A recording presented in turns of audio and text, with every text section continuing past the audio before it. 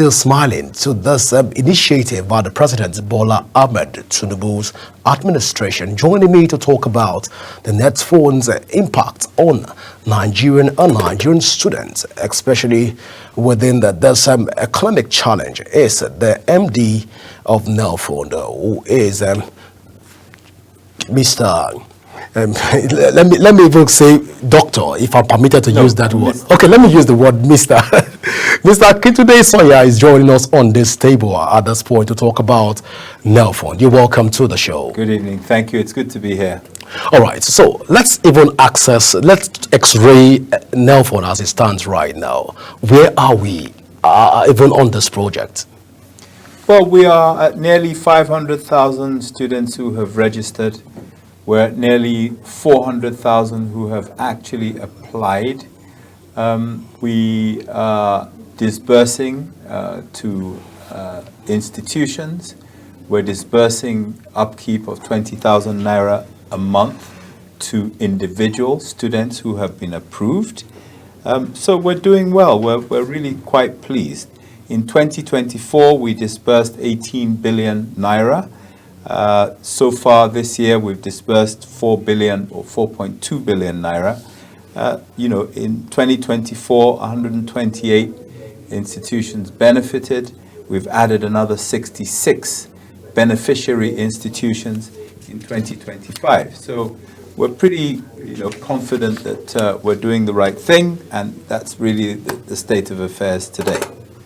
So, to a very large extent, the Nelfund projects tend to be sectionalized in the sense that most students from private universities will say that they are not partaking, even they have been excluded from this scheme. But how correct is this narrative? Well, if the law says that we should include particular people, then we will.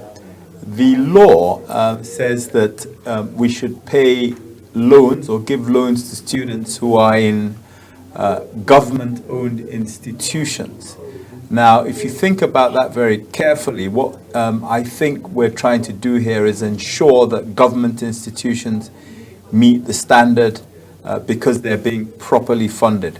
They're non-profit organizations, and certainly the president would like it expanded into private institutions as well. But for now, the law that was passed by the National Assembly is one that says that we should only work with or give loans for people going to state-owned, federal government-owned tertiary institutions. We have to follow the law. I guess over time, it will expand further. I think one of the other things to put into consideration, other than we're trying to ensure that government institutions are properly funded, is the fact that those who are in those institutions, the government-owned institutions, are more likely to be the people who are struggling to afford education. And we have to focus on people who really need it. Over time, I'm certain that there will be some sort of expansion. But to a very large extent, Dr. Akinsoya, Akintunde, I beg your pardon, a lot of private institutes are calling for Nelfund to even intervene. We have a lot of dropouts even in the private institutions. How soon will the government look into this law and be able to amend the clauses and the certain sections of these laws to accommodate private university students? Okay, I think it's important to establish a fact here. The fact is that the National Assembly, alongside the executive, make the laws. My role is to really ensure that we implement the law properly and effectively and ensure that those who should benefit. In terms of amendments to the law, it probably wouldn't come from me. It would probably come from people lobbying their... But to a very large extent, you can influence that amendment if you want to. I don't think so. I think my job is to implement the law as it stands. I don't think that I can bend it. I don't think I can change it. I think the way the legislative process works is that people lobby the legislature and ask the legislature to make changes that they think might be an improvement on the previous law. And I think generally speaking, that's how it works. When you're running an organization like this, it's difficult to start tinkering with the laws around it, because then, there's a vested interest, which I think, we should avoid. I need to be objective in implementing the provisions of this law rather than trying to expand it or make it, take it beyond the law. What we can do is that we can introduce guidelines that help capture, expand, include other people, but it must not go beyond the boundaries of the law. So you're saying to a very large extent that if private university students, the demand from private institutes is higher, that there is nothing Nelfund can do, even in this regard, to even write to National Assembly to be able to accommodate them into the system. Well, again, let me just try and explain. All right, we please. are running an agency that is implementing the law. We're implementing what the law says. Unless we find that there's something unworkable about what we're doing, it's really difficult to say, well, let's go and include, other groups, for example. Trying to include other groups that are not within that law is really outside of our remit, unless the law itself is unworkable. I don't think that's the case here. Very interesting. Now let's even look at the fact that let's talk about Nelfund in its generality. The scheme has come to stay, one way or the other. We've seen students smile to the bank, but to a very large extent, even around December, a lot of students were saying that they cannot even access the portal. Neither could they pay their school fees because of one glitch or the other. But you are in charge of the Nelfund. Please, you want to educate Nigerians or enlighten us on what actually happened? The students have not been able to access their phone so far. Well, I'm not sure that I've come across that as a major issue. The site has been accessible to everyone. Not everybody has been able to apply because there are certain eligibility criteria. For example, you have to be a Nigerian. You have to have a matriculation number that matches with the one that the institution has provided us. You have to have entered the institution through JAMB. I'm not certain that, I'm not sure that we've had many issues with people not being able to access the portal. I haven't come across it. Doesn't mean it's not true. I just haven't seen the evidence of that. Just of recent, we saw quite an uproar even on X handle, which is popularly known as Twitter, where students were agitated. Of course, you were smiling already, Dr. Akintunde. Mr. Akintunde, I beg your pardon. Yes. You're already smiling to this fact. but then let's marry this to the fact that a lot of people felt displeased about the outcome of what has been happening when students were clamoring on the fact that they've not been able to get the desired funds for them to go back to school, to write their exam and their monthly stipends. But you want to react to this? No, I think the reality of it is that, we have a process that we follow. We receive applications without any human interaction. We review those applications. We confirm that they are approved if they meet all the criteria and all of the things that we ask them to provide. We then send the batched applications to the relevant institutions. The relevant institutions sign off that indeed these applications have come from students who are in their database and are confirmed and checked through as bona fide students still present in that institution. Then they send it back to us.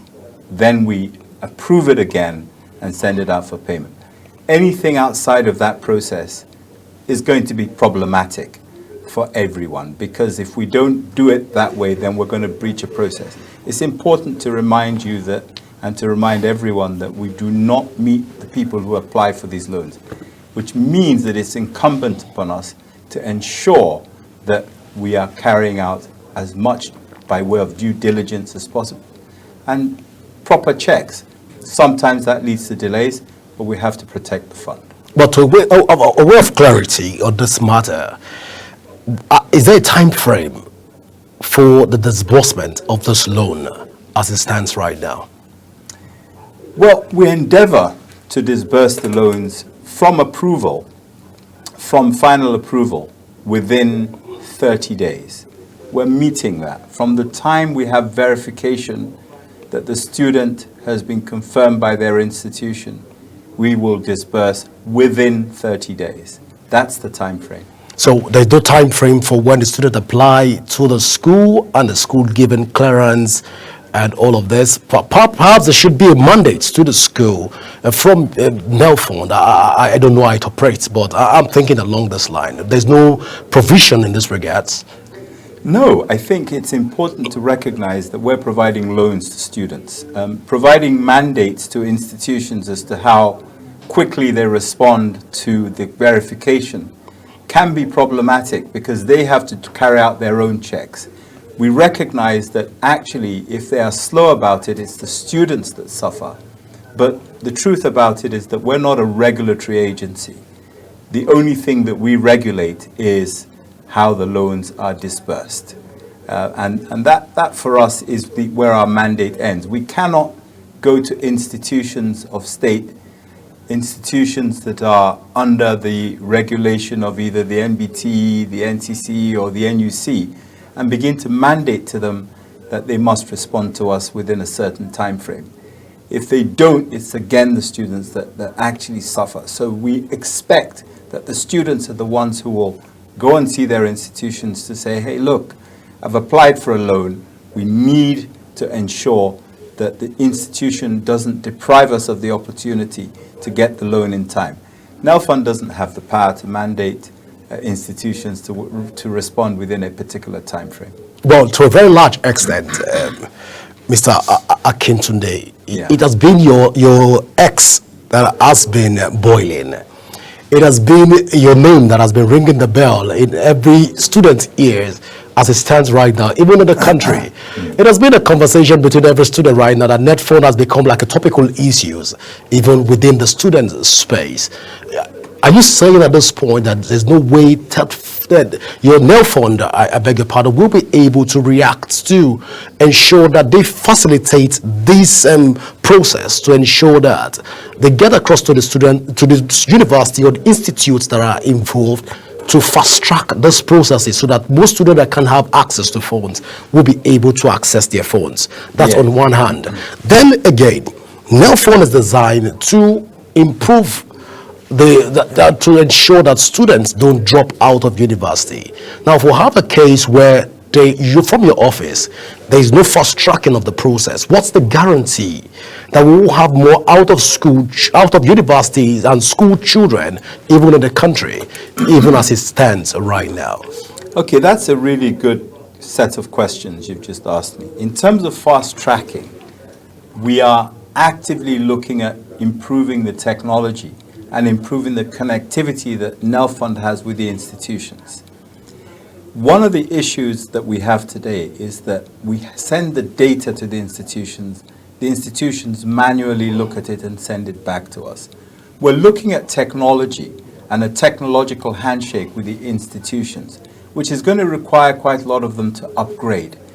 We're looking at a technological handshake that will allow us to be able to get that verification almost in real time. That's something that we're looking at and we're hoping will develop, and I think it will certainly make it faster for the students, because one of the key bottlenecks is in that final verification from the institution to say, yes, these are our students. If we can do it with a tech handshake, because the database confirms without any sort of manual input from the institution, that could work well. We're looking at those systems at the moment, and I think once we put that in place, we're going to see this work a lot better, a lot faster. To your question around dropouts, you're right. You know, it's a real challenge. If institutions say if you don't pay, you have to leave, that's a problem. What we've been doing with that is we've been alerting institutions that the following candidates, for example, have applied for the loan. By applying for the loan, even though we haven't confirmed it, we're giving advance notice to the institution to say, these people may well get the loan. Please give them access to classes. Please give them access to examinations. Our obligation to the student at that point is to tell the institution that the system or the process is in flow. So hopefully that will help reduce those who are unable to access classes or examinations and are then forced to drop out. All right. So, Doctor, I'm sorry, Mr. Akintunde. I don't know why I kept calling you. I keep calling you Doctor. Probably you need to go for get more doctorate. All right. So let's even look at the issue of students at this point that are the primary constituency of the Nelfund in itself. Are there provisions, even in the act that brought Nelfund into existence, for universities to be sanctioned when they don't comply with some of the Nelfund's provision? Because we have students that will tell you that Nelfund has sent a letter to them, but yet the school will not comply with the Nelfund's letter, and as such, they are not permitted to write exam. Are there modalities for penalties in this regards? So not from the Nelfund end. We work with all of the other stakeholders. The Ministry of Education is the overall body that actually has the power to do the sanctioning, if you like. The Ministry of Education has a number of regulatory agencies under them that regulate the institutions that we are involved with and where these students are applying to. Universities, polytechnics, colleges of education are all regulated and can be mandated to behave in particular ways. So when you ask the question, are there sanctions? Yes, there are, but those sanctions are not from Nelfund. We're not empowered by law to sanction any institution. Once we've made payments to the institution, it really is the responsibility of the institution to ensure that students get value from the payments that have been made to them. That's really the responsibility of the institution. Of course, we will look to find ways of incentivizing the institutions to ensure that their students get value and they get that value in real time. But we are also engaging, as I said, with some of the regulatory institutions, the regulatory bodies, to ensure that they're aware of what we're doing. This is the process that is in continuous improvement. And your questions are highlighting very, very interesting and important issues. Should Nelfund be able to sanction? I don't think so.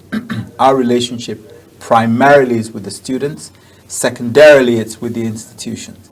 But the regulatory agencies hold the responsibility for ensuring that they comply. We're talking to them all the time, and we're all trying to improve this process as we go forward. Well, Dr. Akintunde, for most students out there, I wish I'm a student right now because it's getting interesting, because during our time in schools, we did have this opportunity to get loans from the federal government to be able to scale through the university. Some of us have to do odd jobs to get through the university, but the process, again, seems to be a bit slow if you look at it. Now, you talk about the verification exercise, and for most students that are watching us right now are in Nigeria and across the world, are saying that the process seems very slow, because we have to go through their BVN, have to go through the institutions, and most institutes in Nigeria, as you are aware, might not have the technological know-how to be able to fast-track this system. And curiosity will want students to begin to ask, are there no way that we could fast track this process for we to have verification through the BVN, or the schools sending students notification to the banks, and the banks in turn confirming it with Nelfund, and Nelfund in turn paying directly to the students, knowing fully well that all their data have been captured in NIMSI, in the BVN, and all of this capturing process. I don't know way to fast track this process, even as it stands right now, because Nigerian students are really feeling the brunt of all of this conversation. Thank you. That's a really good question, and I think it's important to empathize. You know, you said something just now. You said you were a student once, and maybe you wish you could be a student again. I was a student once, and I know that when a student is waiting for money, either for their fees or for their upkeep, even if it's from their parents, it can be a harrowing experience for those who are expectant and it doesn't come. And we must never diminish the anxiety that this can cause. However, it is also important to note that we are spending or we are disbursing public funds. Therefore, in as much as we should try to make it faster, we should also ensure that we're doing it in a safe way. I think that it's important also to highlight that this process has been going for something like 240 days only, certainly less than 250 days. This means that we're still in a learning process. This is a new thing for Nigerians. It's a new thing for the government, because this type of thing hasn't really happened very much before. I know the president is very keen for this to get faster, for this to get better, for this to get smoother, and we're working very hard to ensure that. I spent this afternoon, earlier today, with someone in the legislature, and there were some students who came and they raised some of these issues and concerns. I think it's, as I said, it's important to recognize how important this is to them, but also to be able to explain what's going on and to be able to recognize that we are working on systems that will improve the speed. As of today, we've disbursed to quite a lot of students, well over 200,000, and a lot of them waited quite a long time to get the disbursement, but they got it. And I think one of the things that we're having to do at the moment is just to ensure that there's trust and people know they will get it. The speed issue will follow, but we will do it carefully, and we will do it strategically, and we'll do it properly. So my appeal to students who are waiting, who've been approved and are still waiting, is that please understand this is going to be a system, a scheme that's here to stay. And at the beginning of any scheme, there are teething problems, there are teething issues. The most important thing, though, is that we're getting money to students, and we will not stop as long as they keep applying. What a good way to even to say that, Dr. Akintunde Sonia is a very thank you so much for being a part of the show, because of course students' hopes are right now being elevated to a very certain height. But then you want to speak to Nigerian students also at this point to at least take out that fear syndrome from them right now. You want to talk to Nigerian students, if you don't mind. Thank you for the opportunity. And really, what I want the students to know is that this is a very well-intentioned program. President Tinubu means well in bringing this. His vision is to ensure that as many people who qualify get this loan, and we end this dropout rate. We end this, this cycle of stop-start, drop out of university or polytechnic or college of education and then having to go back and start again. We end this sort of endless cycle of interruptions. My message to the students is please continue to complain. Please continue to advise. Please continue to give us your own thoughts and ideas as to how we can improve this. This program, this scheme, belongs to the students, but it also belongs to all of us. So, we welcome constructive advice, constructive criticism, constructive complaints that help us make this better. We're not perfect. These schemes are never perfect. And some people are always sort of at the short, get the short end of the stick on this. But we empathize. We want to work with students. We need students. They're our future leaders. They're going to lift this country up. And I'm really proud of the students we have in this country for their patience and their understanding, and for not dropping out when they receive the loans. Well, I wish that Dr. Akintunde will be looking at me and say, I wish you're a student also to be able to benefit from this particular loan scheme, because it really, your smiles tells a lot, because some of us are not benefiting from this scheme right now, and it's sad for those of us. But of course, if you're a student, you should go out there and apply. Of course, you've gotten the confirmations and all of the confidence and of the scheme that you need from Mr. Akintunde Sonia, even on the show. Please go ahead, please. So just for those who don't know, the portal address is www.nelfund.com.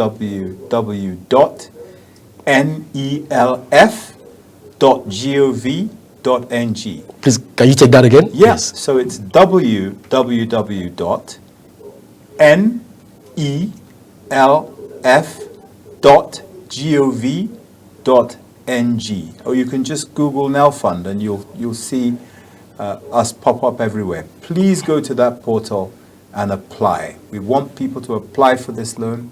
We want them to enjoy the benefits that the administration of President Tinubu is providing for students. Thank you. And no payment allowed on that portal. No payment. No payment. Nobody anywhere should be paying for anything other than data. The data that they need to connect is what they pay for, and they buy that themselves and load it into their device, their laptop, their phone, but they should not be paying anybody for this. This is a completely tech-based platform. There's no human interface. If anybody tells you that you need to pay them to help you fill your form, please do not do that. Apart from the fact that it's illegal and it's against our guidelines, you might also be a victim of identity theft. You must do this yourself. Interested. Well, Mr. Akintunde Sonya, I want to say thank you so much for being a part of the desk today on Global Television. Thank you. And hope when that's good, you'll be available for us. Whenever you need me, I'm available for the students. We're here to serve the students. There's availability is not a big deal, as long as it's to talk about Nelfund, to talk about the loan, and to talk to the Nigerian public about what we're doing with their money. All right, we'll go for a short break, and when we come back, the desk continues in a moment. Please go nowhere.